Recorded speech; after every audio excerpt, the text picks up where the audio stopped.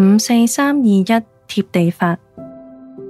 你好，請你觀察周圍嘅環境，搵5樣你可以見到嘅物件，可以係台面上嘅一杯水、窗外嘅樹木，或者你身邊嘅書本。慢慢觀察佢哋，留意佢哋嘅顏色同形狀。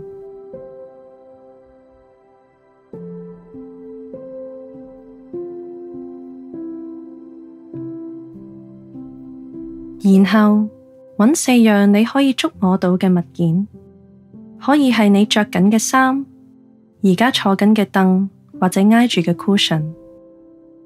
感受佢哋嘅觸感，係柔軟嘅、粗糙嘅、順滑嘅，定係凹凸不平嘅？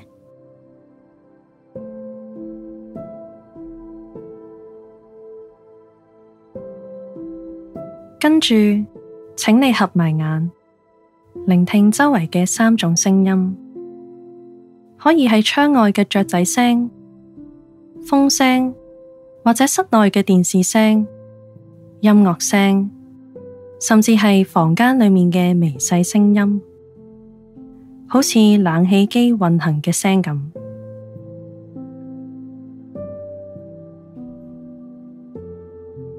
接落嚟，感受一下而家聞到咩味道啊？可以係咖啡嘅香氣，或者新鮮空氣嘅味道。如果你有香薰，可以聞一聞佢嘅香氣啊。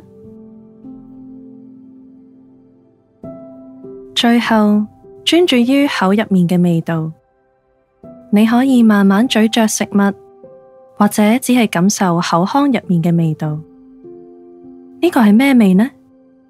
係唔係你熟悉嘅味呢？如果你開始覺得平靜落嚟，咁就太好啦。如果你需要更多嘅平靜，可以再收聽呢一個 podcast，或者收聽沿路上情緒急救包嘅其他方法。